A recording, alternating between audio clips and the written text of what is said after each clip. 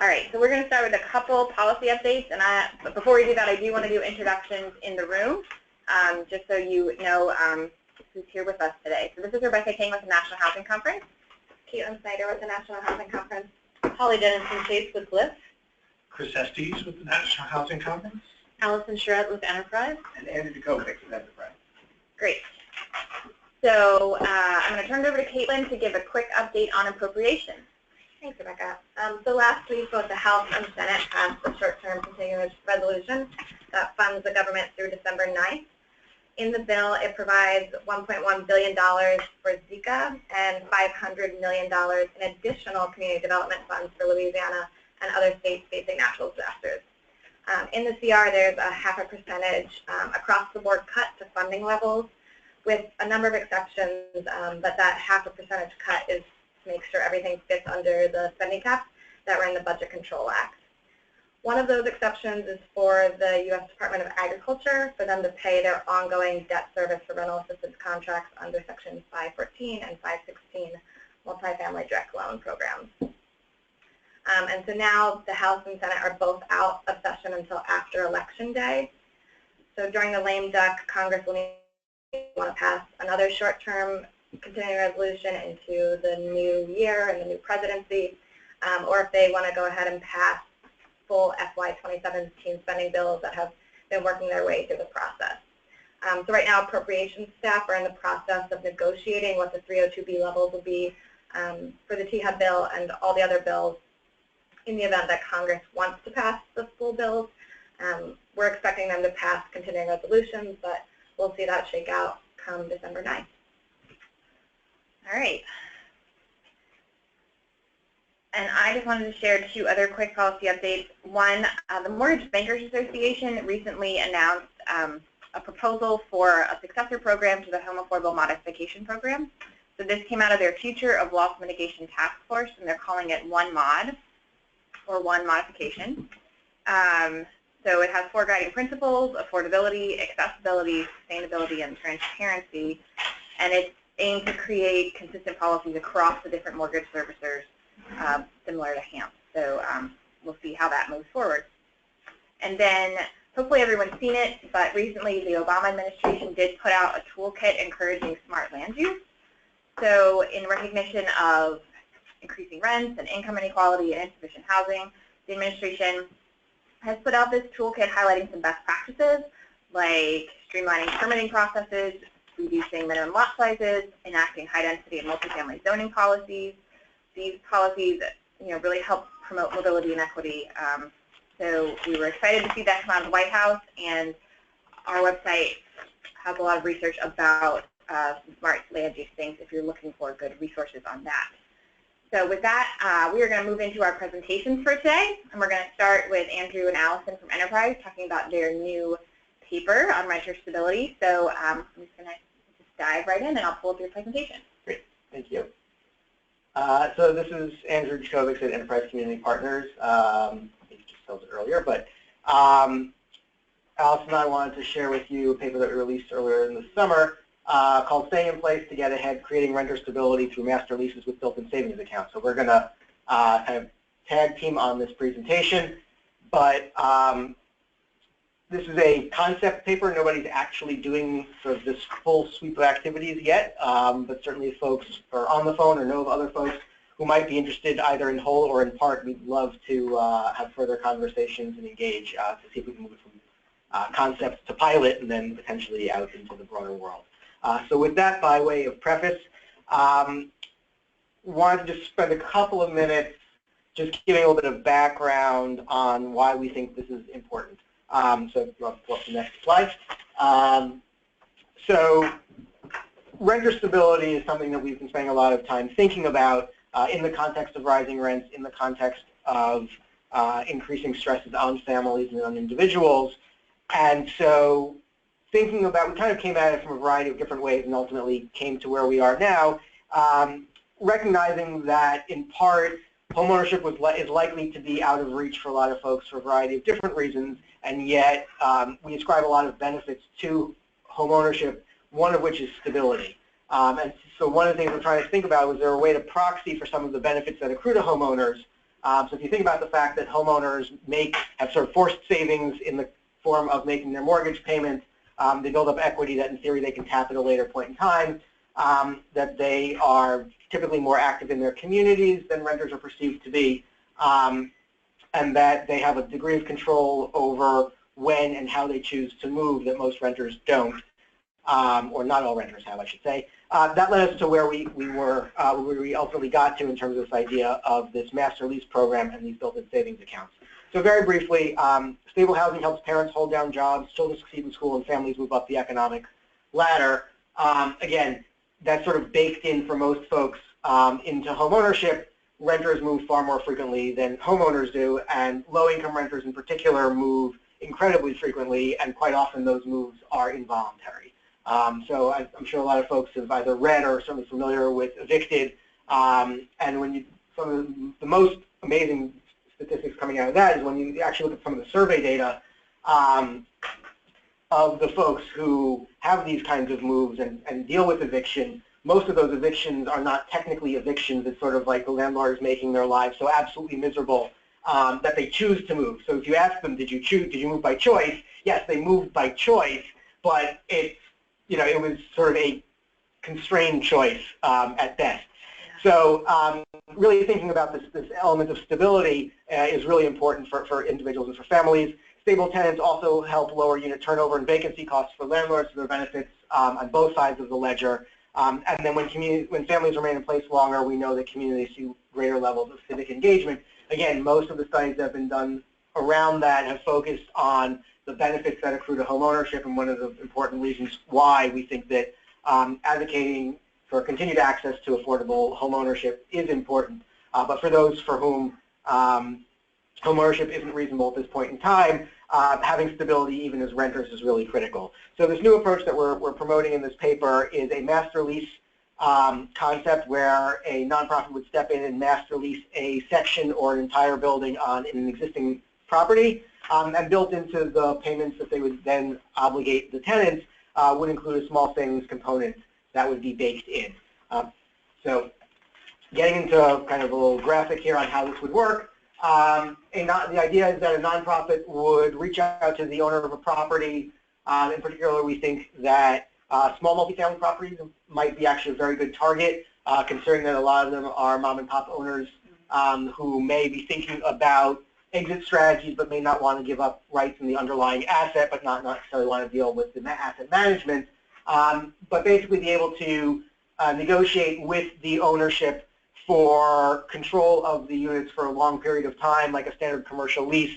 So you'd have built-in escalators, but they would enter into a 7 or 10-year commercial type lease, as opposed to the year-to-year leases or even month-to-month that are much more common in traditional rental of residential properties. So by entering into these long-term leases, the nonprofit can then knows exactly what their costs are going to be moving forward, can then turn around and offer that stability of payment and stability of rent to the tenants down the road. And again, by negotiating with the owner for the block of units in the property, either the property in its entirety or a subset of units within the property, the goal is to eliminate vacancy risk from the owner's balance sheet, and by taking it on themselves, potentially offsetting the cost of turnover and some of the other marketing costs and things like that, and so able to negotiate for below market rate rent. The idea being that you can do this with either no or limited subsidy coming in to create affordability. And in fact, if you've got control of an entire building or even a portfolio of units across multiple buildings, one of the things, again, because there's no explicit subsidy and therefore there are no restrictions, if the market in fact increases, there is an opportunity to let some of the units rise to market and use that to cross-subsidize for renters who otherwise would need assistance but aren't getting a shallow subsidy to make it affordable. And so that's kind of the basic concept. On the back end, again, and Alice will talk a little bit about this in a few minutes, is also baking in a small monthly savings component that would flow into a custodial account that the tenant would be able to draw down as needed. And again, she'll go into that in a little more detail in a few minutes. Next slide. So again, the nonprofit organization gains this long-term access. Because it's a multi-year contract, they're able to then turn around and lease those units to low-income families at an affordable price. based on the market. The other thing that I think is important to recognize is that if you think about where this could potentially be, again, thinking about particularly the small stock, but it could be, again, a percentage of units in a much larger building, it's a way to make a low capital play into neighborhoods that are either pre-gentrifying or on the cusp of gentrification. Because if you're able to negotiate these long-term leases, it potentially gets you through the period in which the rents might otherwise escalate significantly, but you've locked those in up front. Again, there may be owners who sort of see the writing on the wall, are willing to take the risk of just doing business as is, and be willing to let rents rise, but the certainty of having at least someone who's willing to take the entirety of the building and then potentially also take on the asset management and property management responsibilities would be potentially very attractive. Again, particularly we think some of these mom and pop landlords who may be on the verge of thinking about transition, but especially if they think that the rents are likely to rise, the underlying asset value will rise, they're going to be much more willing potentially to step in and engage in one of these longer-term contracts, because it would allow them to do estate planning in a way that would let them determine, make a decision in 7 or 10 years for sale of the property, as opposed to having to sell potentially at today's potentially lower prices. Ideally, also, you would bake in a right of first refusal to the nonprofit for right of purchase, and there are some other kind of bells and whistles that you could potentially incorporate as well. Next slide, please. So, again, protecting the owners against the vacancy risk and turnover costs. One of the things that we do know is that market rate property turnovers are pretty high. There's an average 55% annual turnover rate. If you sort of do the math on that, the average turn cost is upwards of $2,000 for a lot of units. That includes both the lost rental time as well as the cost of cleaning and marketing and repairs. It gets very pricey very fast. By comparison, subsidized properties, again, typically have much more hands-on management and do a much closer job of keeping an eye on their tenants and making sure that their needs are being met, identifying challenges as they arise, much lower turnover rates. And so if you can, again, figure out that delta between the sort of the average 55% turnover rate and the 37% turnover rate, that's, again, a place in which the savings from better property management and the hands-on approach that most nonprofits take can be leveraged to identify savings in the context of creating the master lease pricing that the landlord is willing to negotiate for. So again, it allows these units to be priced below market, and particularly for families that are not eligible or are potentially on waiting lists for things like Section 8 vouchers and the like, the ability to have just a shallow subsidy as needed in the form of this more affordably priced rent structure, we think is really important, because there is effectively no shallow subsidy program on the market. You're either eligible and are receiving a deep subsidy in the form of a housing choice voucher, or you're on your own in the market. And so absent any sort of structure like this, it's very difficult to kind of make ends meet in a market that's otherwise more pricey. And again, the idea is that tenants can be offered these long-term leases that would run concurrent as far out as the remaining years on the master lease. And again, baking in the escalations that are built into the master lease could also be reflected in the pricing being offered to the tenants. So again, the tenants, even if rents do rise somewhat, probably with inflation, it's a known escalation as opposed to being subject to the whims of market. Folks obviously are familiar with the work that folks here at NHC have done in terms of the way in which rents have outpaced wages overall. And so again, reflecting setting up a rent structure that allows for inflation relative to where wages are going as opposed to where the rents in the broader market are going, again, is a way to make sure that affordability is retained over multiple years. So with that, I will turn it over to Allison to talk a little bit about the savings component. Yeah. Just a quick question. Yeah, sure. Are the tenants in this case income qualified? Like, how are you determining the sort of affordability, like who you're trying to get this to? So we're ambivalent to some degree about the income qualifications. There's again, because there's no public dollars flowing into this, there's no hard and fast rules for it, but you could certainly see the nonprofit setting it up in a way that they would income qualify tenants so that they can provide the greatest benefit to the most number of people. But one of the flexibilities is to potentially allow some higher income tenants pay higher rates to allow for cross-subsidy within the portfolio. So I think it's important to retain that flexibility. Thanks. And before we let Allison have the floor again, I neglected to talk about questions, and I apologize. Please send your questions at any time through the chat box, and we will take questions for each presentation at the end of each presentation, as opposed to one big Q&A at the end. So just keep that in mind and send your questions. Okay, great. So as Andrew mentioned, one part of this model that we've proposed is a savings component, because one part of rental stability is not just about how the rents are priced, but it's also about having household financial stability as well. And savings is an important part of that. So what we've proposed is weaving a savings component into the tenant's monthly lease. So a small amount each month would be taken from what the household is paying in rent and would be put into a custodial account that's in the tenant's name that they would have full access to. There are no restrictions. We propose an amount like $25.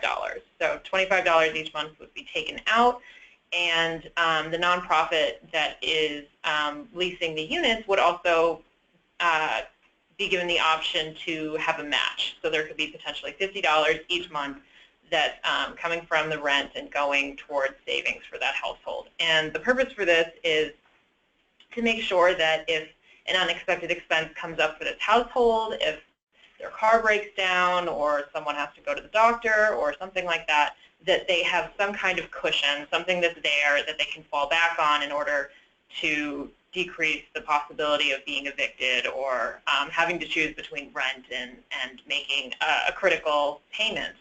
And so if, say, that you have a household that's living in one of these units for a year, if they're contributing $25 each month, and if the nonprofit is making a match, you're talking about $600 in savings over the course of a year if no withdrawals are made. I'm sorry. Yes, please change the slide. So yeah, so you're talking about $600, which is not insignificant. A survey by the Federal Reserve this past year found that 46% of Americans at all income levels really would have a difficult time paying a $400 unexpected expense. And so $600 could really help you and could really help renters stay in place, which is really the goal of this model. So yeah, I think that's it. The savings, right? Yeah. Okay. So the nonprofit manages the savings accounts for the residents? Yeah, they would help set it up. And unlike that, I know that there have been other savings programs that we had kind of researched into while we were doing this project, and some of them are accounts that nonprofits set up, and the household doesn't really have access to it or doesn't have access until a certain amount of time. This would be meant to be very flexible so that if an unexpected expense came up 6 months in, they could have access to that money. So yeah, the nonprofit would help set it up, but it would be in the tenant's name. Right. And the point of the custodial account is really just to flag for the nonprofit that there's some sort of life event that's happened and create an opportunity for counseling, financial counseling, or other sorts of intervention if needed. It's not designed to sort of prevent people from getting relatively easy access to the funds. To reiterate some of the points that Allison made, just thinking about the fact that it's different than something like family self-sufficiency and things like that, which were really designed for like long-term savings for education, for down payments on houses, or for starting a business. This is really designed to build a rainy day fund in real time that can be drawn down as needed. So very different goal. We were tremendously informed by a lot of the work that CFED has done around some of the savings accounts, but one of the things that struck us in particular is that while there is incredible benefit overall to sort of creating that forward-thinking mindset for folks, particularly for families with young children, there is kind of, again, sort of this unmet need for immediate, meeting immediate expenses. We had a question, would the savings component be mandatory or optional? So the way we think of it in this particular structure, it would be baked in, so it would effectively be mandatory, but people have asked us like, oh, well, if we don't do the master lease, could we do the savings thing? And in that regard, I think it would be great. And I think certainly if you're dealing with existing tenants, you have to sort of start with it being opt-in, but you could certainly bake it into sort of any new leases that would be signed down the road. But we do think that the savings component is really important. It's one of the things that helps strengthen the master lease structure as well. So at least in the context of kind of doing both, we think it's important to make it mandatory. But if you're just setting up a sort of standalone savings program, it's perfectly reasonable to start it as an opt-in, although there are some barriers to getting people to opt in to that kind of thing. And for the tenants, would it be a standard lease term of 12 months? I know the commercial lease with the master lease. Yeah, it's a standard lease with the option to remain beyond, with the sort of baked-in escalators known up front. So you wouldn't renegotiate annually at when the lease would be up. That would all be known up front, and it would be a standard 12+ lease term with the option to stay as long as you would like. In the sort of income averaging example you were referring to, the theory is the nonprofit's got a master lease for the whole, for a section of units, let's say, and they're maybe take 75% of those units and kind of target them to sort of a below market rent category tenant, and then 25% they're doing market rate or above. Yeah. I'm assuming the savings program doesn't apply to those folks, or would you try to apply it uniformly? I think you'd probably apply it uniformly just because it's easier for managing the rents. We didn't really think about that piece of it. I think that it's sort of a wash for you might not offer the match, or you might just not make it incorporated because it's just more paperwork. Right. And it's less valuable. Presumably, people who are at market would have savings, although the truth is in a lot of places, right, I mean, these numbers are low and moderate income households, so to the extent that you're probably getting your market rate, even in these neighborhoods, is probably not that much above. There's probably value in just having a blanket, $25 of your rent goes into the savings account if you want to, sort of let it revolve and sort of pull it out a couple months later. Right. That's fine. But it's not designed for that. But there is value in just helping people in general build up buildings. So the theory would be, to use the sort of gentrification displacement analysis, that you probably would go into a space pre-gentrification, so probably everybody, say, is at below market in the sense of the larger region. As gentrification comes, it gives the nonprofits some flexibility to say, as people leave, we could bring in some higher tenant folks to kind of cross-subsidize some units, but it also is allowing us to kind of control how many people get displaced out of the right space. Or conversely, in places where gentrification is starting to happen but is still somewhat spotty, you're potentially coming in and allowing for retenanting back down. Right. Depending on how you want to sort of where you're catching it because you're able to drop the rents relative to market. Again, depending on where you are in the cycle and where you are in the neighborhood. And just to confirm, you said, so the nonprofit is really sort of taking over the full asset management of the space for the owner. In the sort of the small building example, that's probably the way it would work. Right. If you're taking a sort of a percentage of units in a larger building, you would negotiate. You would retain obviously tenanting responsibilities, but would probably leave the overall physical plant management to the master. Well, I think we will move on to our next presentation. Thank you guys so much for coming in person and sharing this really interesting idea. I think given the state of federal housing appropriations, ideas and models that are low capital and offer, viability like this, I think are really interesting and worth pursuing. So glad to share it. Yeah, we should note that at our Solutions Conference in December, we'll be having a panel on innovations in rental housing that Andrew will be a part of, and this will be a chance to discuss these kind of ideas more fully there. So we hope folks will take a look at that. Looking forward to it. Thank you.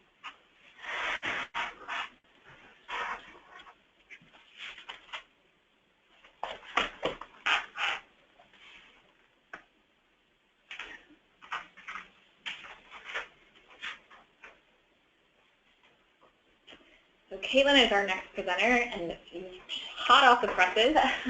Just released this week, an issue brief on the hardest hit funds, greatest hit. So I will turn it over to Caitlin, and again, please send questions as they occur to you, and we will get to them when she is done. Great, thank you, Rebecca. So as she mentioned, this report was just released yesterday, and so I want to do some prefacing of the hardest hit fund for folks who aren't familiar with the program. I'm assuming most people on the call are, but just so I get some background. So the program began in 2010 under President Obama and the U.S. Department of Treasury, and it was allocated $7.6 billion until 2017. And then last year, during the appropriations process and the short-term CR they passed in December, they extended the program for an additional 3 years and allocated it an additional $2 billion. So now we're looking at $9.6 billion over the course of 10 years. So hardest hit fund was applied to the 18 hardest hit states by the foreclosure crisis and the District of Columbia. So you've got a map there showing you the regional proportion of those states.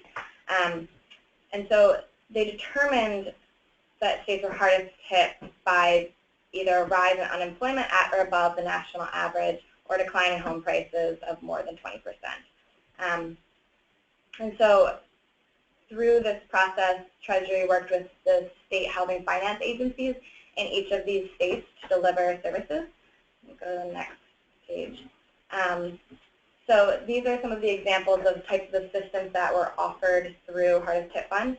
And I should say that unemployment mortgage assistance is the most common type of assistance, and almost every state in DC had some version of this unemployment mortgage. And the two last ones, the demolition and greening of vacant and blighted properties and down payment assistance, those were added later on in the program, and we'll talk about those later when we get to some innovations in the program. So partly due to the fact that there were only 18 states and DC participating in this program, Treasury was able to devote a significant amount of staff time to work with these states and HFAs as they develop their programs.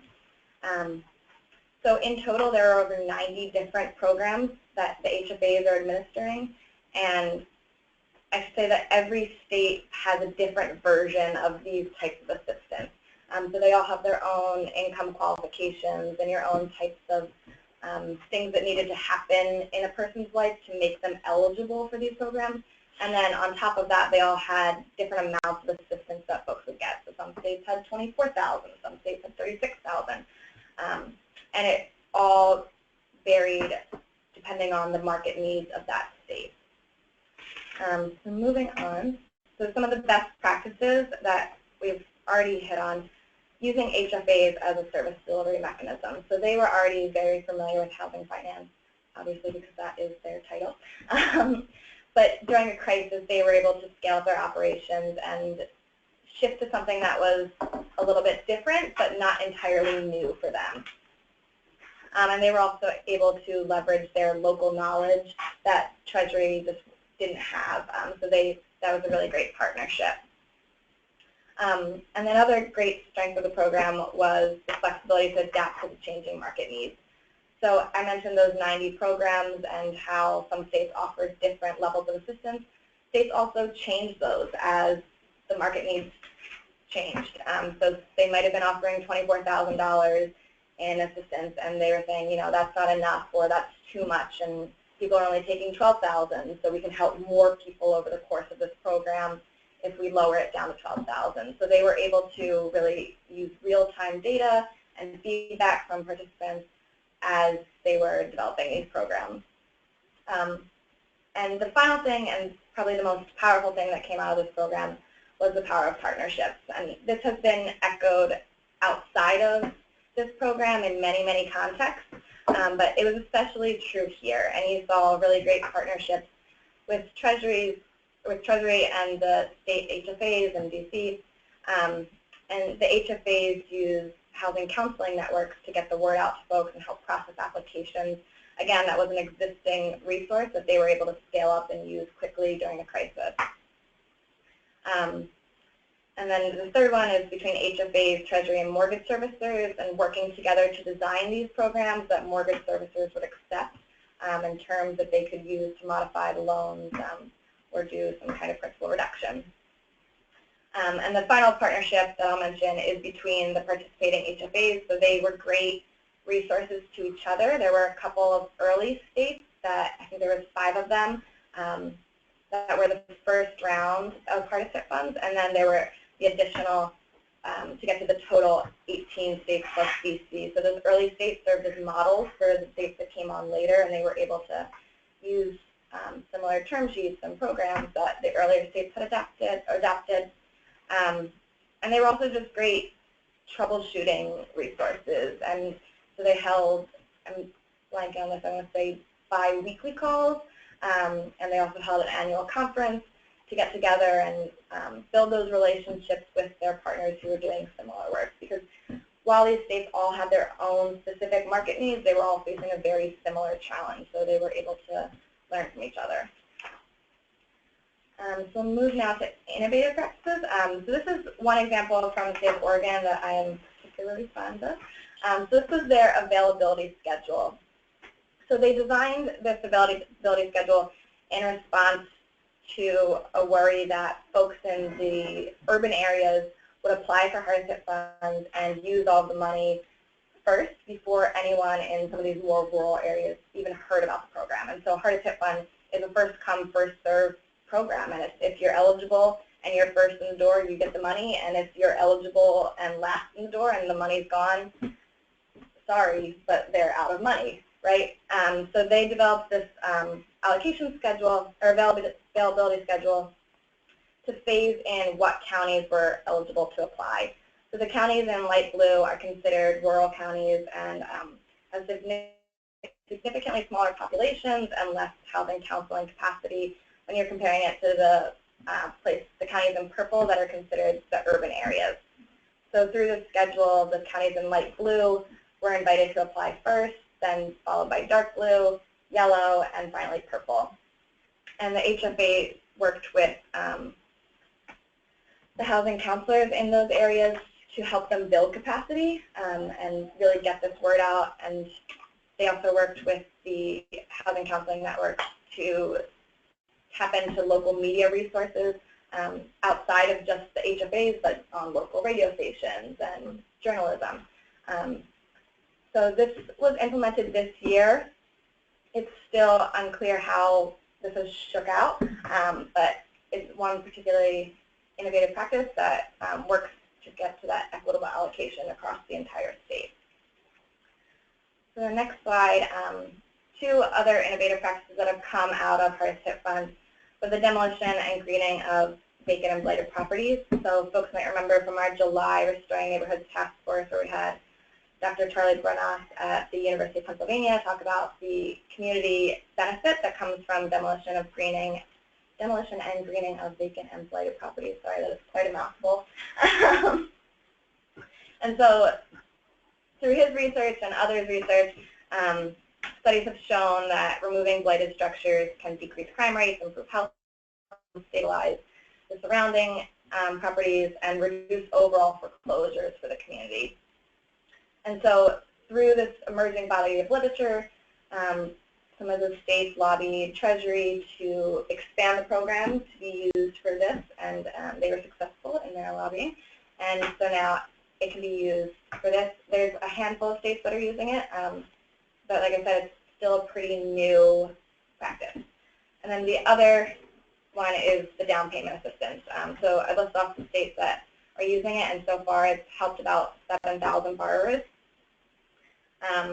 And so it's really used to help with down payment assistance in these hardest hit communities within the hardest hit states to get folks to buy homes there and to really get the market going again.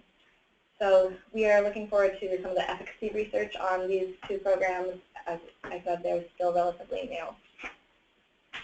And so my final, not final, some of the obstacles are building partnerships during a crisis. So as I mentioned, one of the strengths was that we were able to leverage HFAs and their relationships that they have, but it was still a crisis mode, and servicers and everybody was operating from that crisis. And so working together to build those partnerships during that time was hard in the beginning, and it took some time to really get to where they are now, where they have some strong relationships. And it was especially challenging to not point the finger, but decide to work together and address this regardless of who was to blame. And so two other challenges that are linked are these reporting systems.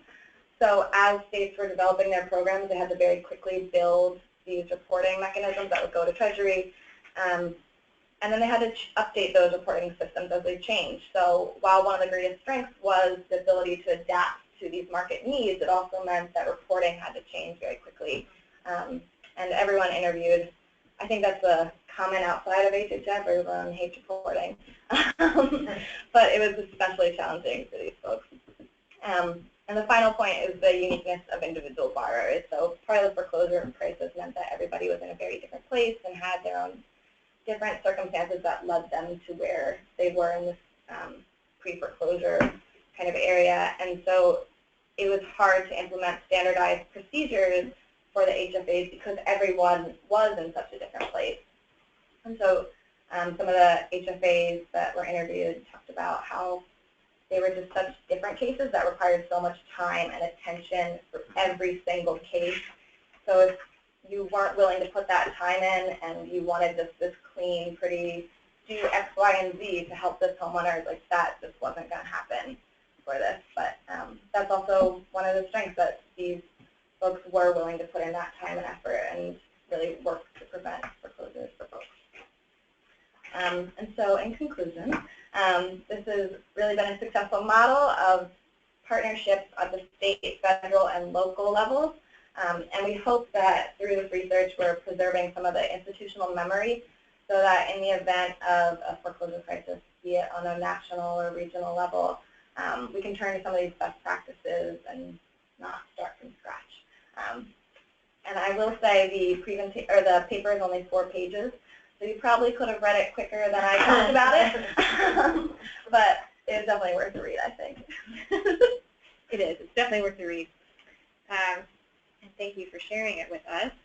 And we can take questions. And one of mine is the state, I should know this, but has discretion in terms of designing their programs. It sounds like a lot of it, unlike a lot of federal housing programs that are pretty prescriptive.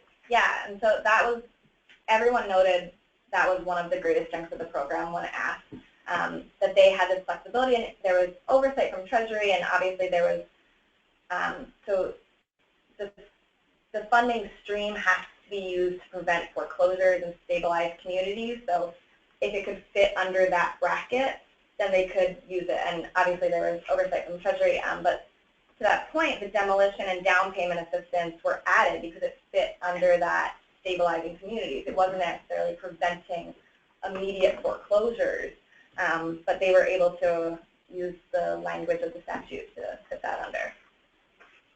We had a question come in about if, with this new funding, if maybe they would consider other uses for the funds, like rehab existing structures. Yeah, so that's being considered in the state of Ohio right now. Cleveland Neighborhood Progress, I believe that's the name of the organization, sorry if I got it wrong and you're listening, is working to publish a research study, and they've already published it, and are working with Treasury to try to expand that list of the 20 or so different types of assistance that are offered. That's definitely one that would have a similar effect as the demolition and greening, of being able to rehab some of these properties that they don't need to be demoed, but they definitely need some love and some work to get folks back in them. Good question, Caitlin. Obviously, one of the strengths of this was the flexibility. And while everyone loves to talk about flexibility as a strategy, the downside of flexibility is that some things can go wrong. Not every state may spend the money as wisely as other states, or that people may try some things and learn.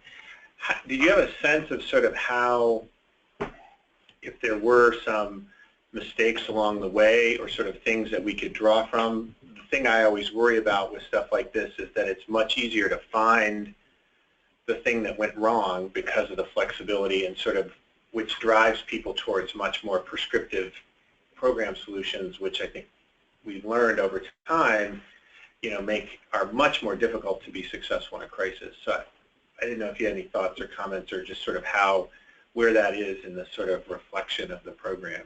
Yeah, so that goes back to a point I made earlier, that Treasury, because there was only 18 states in DC, they were able to work really hands-on with these states to design their programs. That's not to say that fraud, waste, and abuse didn't occur outside of that, and reports from the Special Investigator General for TARP programs was kind of their oversight body that was able to catch some of these things. So I would say check out some of their publications that they have. But to that point, this flexibility was what made the program work. And there's going to be things that detract from the program and things to point to say that didn't go perfectly. But there's also the specific number, 263,000 homeowners to point to say this program did really help them to stay in their homes, and this flexibility worked for them. Mm-hmm. Did anybody end up using the money to buy land that was foreclosed to sort of as a part of a redevelopment strategy for neighborhoods? I'm just curious. Not that I'm aware of off the top of my head, but I can go back and check. I know that it's different in a place like Ohio, for example, where you had a lot of vacant properties. Other places, like I know in North Carolina, when I was there and we were dealing with this stuff, there was more of this land that had gone into foreclosure due to the run-up, a little bit of the run-up of the housing bubble, and then sort of how, if you could do something with that to sort of provide some redevelopment or sort of stabilize the pricing of the housing around that was of interest. And I know that that was sort of not, the model was sort of more built around a Detroit, Cleveland kind of philosophy at first, and I think they had to get more flexible as they went forward.